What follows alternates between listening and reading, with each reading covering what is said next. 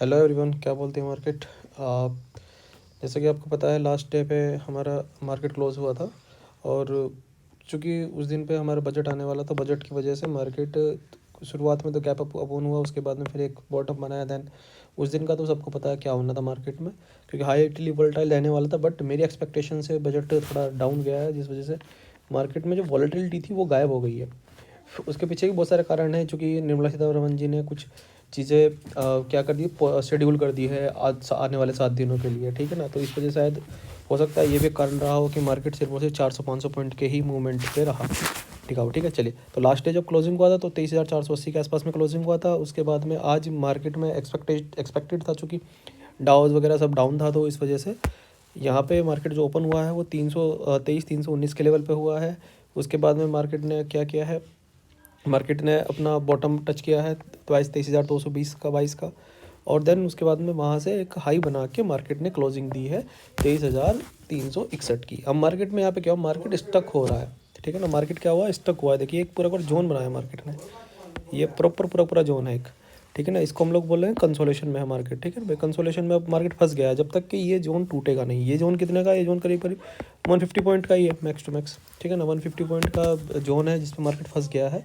और अगेन अगर मैं मंथली कैलेंडर की बात करूँ तो अगेन मार्केट एक डाउन ट्रेंड की तरफ दोबारा से इसने चीज़ें बना दी है। हाँ, अभी अगर मैं ये बोलूँ कि डाउन ट्रेंड पे वापस से कदम रख दिए मार्केट ने, बट ये कहना थोड़ा ठीक नहीं होगा, क्योंकि क्या है, अभी मार्केट एक जोन बेस में है। जब तक ये जोन से नहीं निकलेगा तब तक कि हम लोग कोई कमेंट कर ही नहीं सकते मार्केट के अंदर में ना। जब तक कि जोन पूरा नहीं ब्रेक होगा तो तब तक मैं कुछ कह ही नहीं पाऊंगा यहाँ से कि मार्केट में क्या हो रहा है, ठीक है। चलिए, अब आगे चलते हैं हम लोग यहाँ से। सेक्टरल डेटा की बात करें, सेक्टरल डेटा में अगेन वही गिरावट दोबारा से चालू हो चुकी है। जो जितनी भी तेज़ी, मुझे लगता है मैंने बोला भी था एक दिन पहले में, अगर आप मेरे पुराने वीडियो को फॉलो कर रहे होंगे तो 27 की वीडियो में मैंने बोला था कि मार्केट में जो स्ट्रेंथ है मुझे वो नज़र नहीं आ रही है। तो मार्केट में जब स्ट्रेंथ नज़र नहीं आ रही है तो इसको, क्योंकि DI FI का जितना डेटा है सारा का डेटा बोल रहा है मार्केट बियरिश है, मार्केट बियरिश है। बुलिश कुछ एक सेक्टर्स बुलिश है, जैसे IT का वाला सेक्टर बुलिश है, थोड़ा सा फार्मा बुलिश है, ऑटो भी बुलिश है, ऑटो सेक्टर भी बुलिश है, ठीक है। तो इसके अलावा मुझे मार्केट में स्ट्रेंथ नज़र आ ही नहीं रही थी, तो मैं कहाँ से बोल के मार्केट बुलिशनेस हो सकती है। हाँ, अगर यहाँ पे मार्केट में, चूँकि जो बजट रहा है हमारा वो कंजप्शन बेस रहा है, जिसमें हमारे कंजप्शन को मेन फोकस में लिया गया है। इसी वजह से जितनी चीज़ें कंज्यूम हो सकती थी उन सब चीज़ों में मार्केट में तेज़ी देखने को मिली है। उसके अलावा बाकी पूरा बजट जो है उसमें क्लियरिटी नहीं मिली है लोगों को, इस वजह से मार्केट जोन में स्टक हो गया रखा है। हम लोग अगर बात करें यहाँ पे आज के डेटा की, आज का जो FIIs ने है वो नेट सेलिंग किया है 3958 करोड़ का। उसके साथ साथ में DI ने 2708 करोड़ का बाइंग किया है। अभी मेरे पास में डेटा अपडेट होकर आ गया है पूरा का पूरा in the month of January 2025 का जो डेटा है, 87,374 करोड़ की सेलिंग की है FIIs ने। यू नो दैट कि इतना सेलिंग का मतलब ये है कि अब ये देखिए कि FIIs कहीं ना कहीं मार्केट के अंदर पे खुश नज़र नहीं आ रहे हैं, जिस वजह से मार्केट में ये इतनी बड़ी सेलिंग FIIs ने की है। और DIs ने उसके रेशियो में, डोमेस्टिक इंस्टीट्यूट इन्वेस्टर्स हैं जो हमारे मार्केट को गिरने देना नहीं चाह रहे हैं, उन्होंने उसके रिस्पेक्ट में 86,591 करोड़ की बाइंग की है। तो ये कैश फ्लो है, ये FIIs DI का कैश फ्लो है, ठीक है। तो ये अभी तक के मार्केट में ओवरऑल सब कुछ हुआ है। अगर हम लोग बात करें आगे क्या मार्केट में भी क्या होगा, अभी मार्केट फ़िलहाल पे कहाँ है, एक कंसोलेशन जोन में आ गया है मार्केट। और ऊपर की तरफ 250 और मतलब 150 से 150 पॉइंट का एक रेंज बन के रह गया है, ठीक है। और इसी रेंज में मार्केट यहाँ पे टहलना चालू रखेगा, ठीक है। अभी अगर मैं बात करूँ फिलहाल पे मेरे पास में जो मार्केट में है 23,500 का जो लेवल है वो एक रेजिस्टेंस की तरह काम करेगा। ये सुपर रेजिस्टेंस बनने वाला है, चूँकि भी मार्केट में कुछ एक इवेंट आने वाले हैं जो अगले हफ्ते आने वाले हैं, जिसमें से है हमारे पास में RBI की पॉलिसी आने वाली है, ठीक है। RBI की पॉलिसी आएगी और उसके साथ साथ में दिल्ली इलेक्शन है। और मुझे पता नहीं ये अंदर से क्यों इंट्यूशन आ रहा है, आप इसमें मेरी बात को मार्क करके रख लीजिएगा। जिस तरह के दिल्ली का फ़िलहाल पे सिनेरियो चल रहा है, ऐसा ना हो वहाँ पे BJP की गवर्नमेंट आए, और BJP गवर्नमेंट आते ही आप यहाँ पे देखेंगे 1000 पॉइंट की एवरेज रैली आपको देखने को मिल जाएगी आराम से।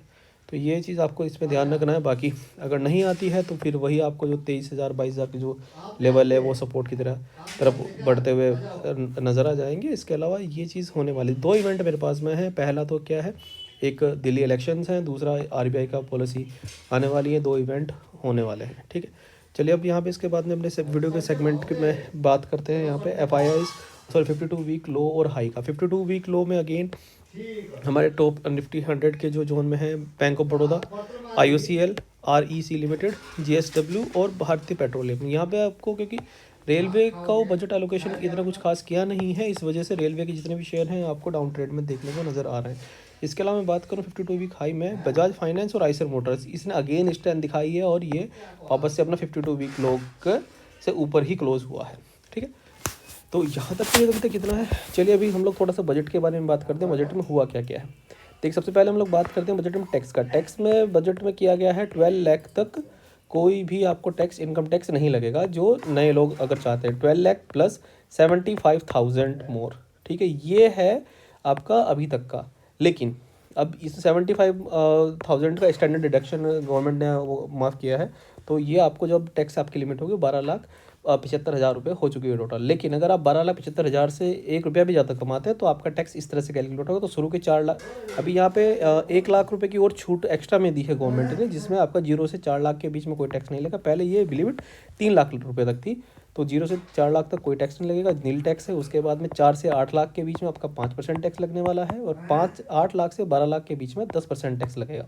ठीक है, उससे ऊपर में जितने भी रहेंगे 12 से 16 के बीच में 15% टैक्स, और 16 से 20 लाख के बीच में 20% टैक्स, और 20 से 24 लाख के बीच में 25% टैक्स। अगर आप इसको कंपेयर करने की कोशिश करें तो ये जो पिछले वाला जो डेटा है उसमें करीब 1 लाख का सरप्लस कर दिया है गवर्नमेंट ने। ठीक है ना, 1 लाख को प्लस कर दिया है, उसके बाद ही आपको उतना टैक्स देना रहेगा। ठीक है, ये जितना अभी तक निकल के आया मैं उसको कंक्लूड करके बता रहा हूँ आपको। इसमें जो भी चेंजेस होते हैं तो हम आपके चैनल पे इस चीज़ को अपडेट कर देंगे। बाकी चैनल का यूट्यूब का चैनल, यूट्यूब पे आप हैं, चैनल को सब्सक्राइब कीजिएगा, लाइक कीजिएगा, शेयर कीजिएगा, और इसके साथ साथ में हमसे व्हाट्सअप ग्रुप में आप जुड़िए, और व्हाट्सअप ग्रुप के लिंक आपका डिस्क्रिप्शन में है। ठीक है, इसके अलावा जो बजट के में जो की सेक्टर्स रहे हैं ये सबसे ज़रूरी है।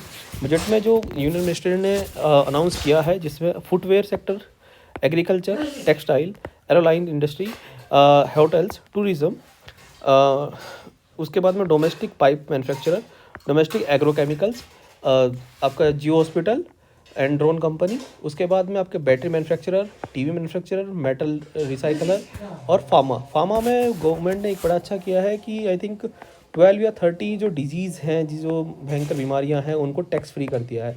तो ये एक चीज़ अच्छी है गवर्नमेंट के पॉइंट ऑफ व्यू से, और बजट में ये की फैक्टर्स हैं। इन सेक्टर्स को मैंने आज पे यहाँ पे वीडियो बना के इसको एक्सप्लेन भी कर दिया। इसके साथ साथ में मैंने अपने मैंने अपने व्हाट्सअप का जो हमारा चैनल है, कम्युनिटी लिंक है, मैंने वहाँ पे इन सेक्टर से रिलेटेड कंपनियों को भी शेयर कर दिया है।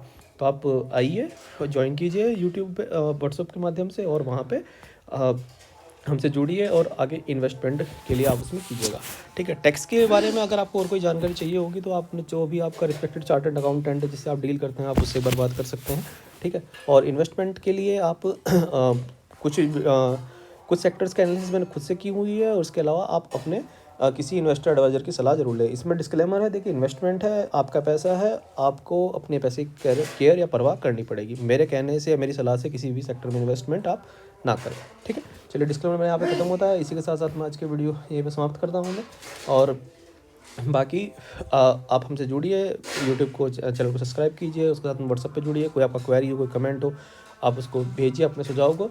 Thank you, bye bye.